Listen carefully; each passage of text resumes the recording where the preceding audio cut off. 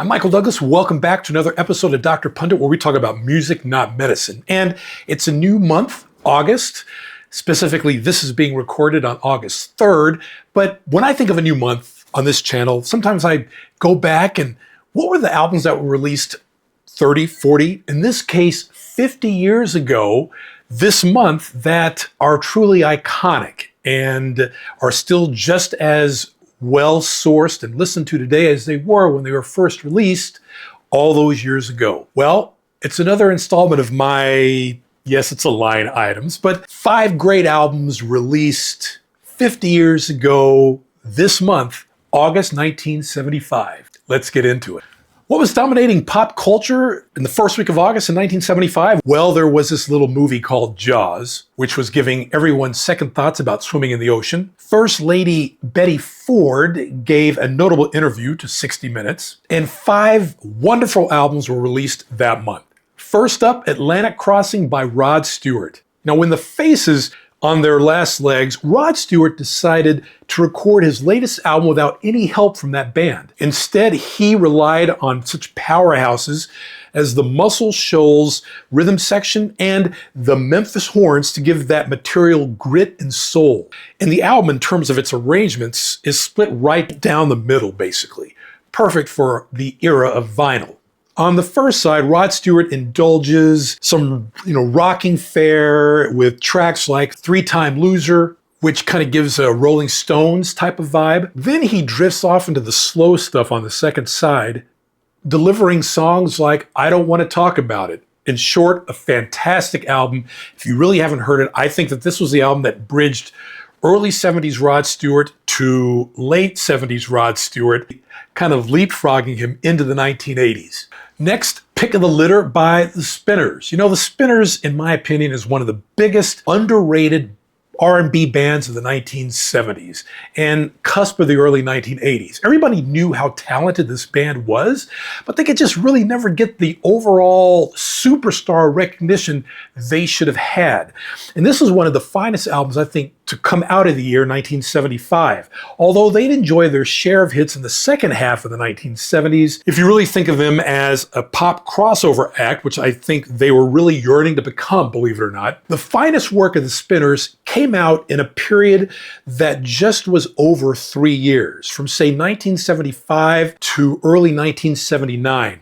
Pick of the Litter, the album that came out in August of 75, is pretty much a bow on that era. You get all the quiet feels of songs like Sweet Love of Mine, All That Glitters Is Not Gold, and Thom Bell, with whom Elton John worked with at the end of the 1970s, the Thom Bell Sessions album that I've talked about on this channel, gave the Spinners such incredible production techniques on the song Honest I Do, which I think is the best song on the album. And the biggest hit of this album was a top 3 R&B and pop smash called Games People Play.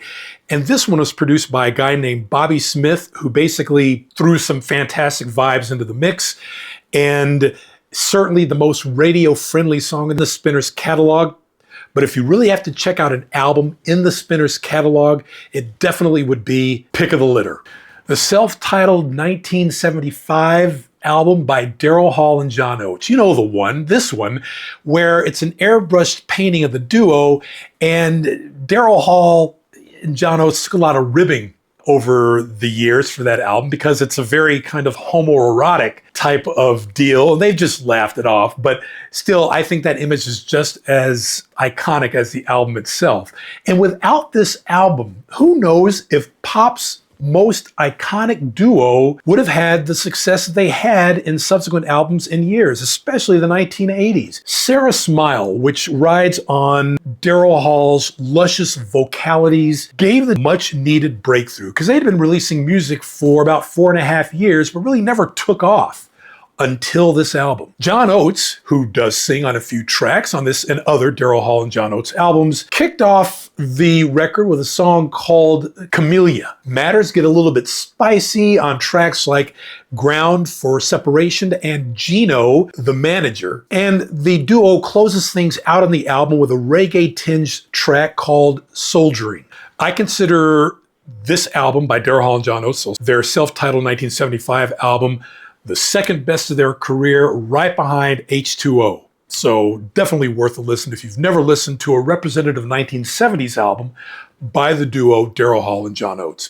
There's another standout classic, this one by Tina Turner, called Acid Queen. Now, she was still under the career guidance, however problematic that was on a personal level, by Ike Turner. The entire second side of this album was written by her then husband. And there's nothing there that's too revelatory. I would say that the track Bootsy Whitelaw is the best of the bunch on that side. But on the first side of this album, she really lets it loose. It starts off with two blistering takes on the Stones and then segues into the standout versions of The Who's title track, I Can See for Miles. And best of all is her reimagining of the song by Led Zeppelin, Whole Lotta Love, as she revs up the temperature to match only the energy she's giving in this performance. And Acid Queen easily is right up there with the likes of Private Dancer. And again, just like Daryl Hall and John Oates, this is best representative of her 1970s output. And I would say this represents the 70s for Tina, when she was just starting to really find herself.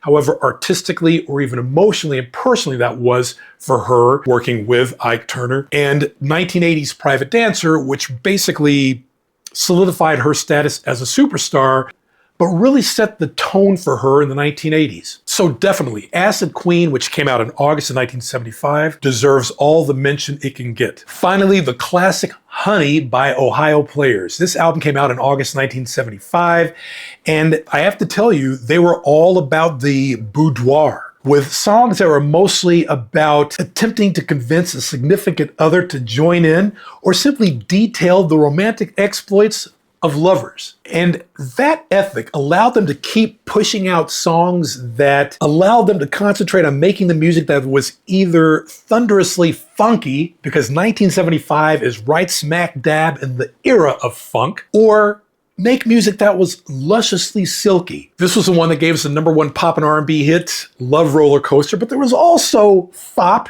F-O-P-P, great song, up-tempo. And when it comes to the slower jams, the track Sweet Sticky Thing, of course, matches the album's title, Honey, standout track. Honey represents the apex of this band's career, both commercially and artistically. So 5 standout albums in the decade of the 1970s came out in 1975, August of that year. Honey by the Ohio Players, Acid Queen by Tina Turner, Daryl Hall and John Oates, Daryl Hall and John Oates, Pick of the Litter by the Spinners, and Atlantic Crossing by Rod Stewart. 5 incredible albums, totally representative of all musical styles in the 1970s in this pivotal month of August of that year. I'm Michael Douglas, and if you like what you see on the channel, please don't hesitate to like and subscribe. And as the late great Barry White always used to say, let the music play. And I'll see you on the next episode.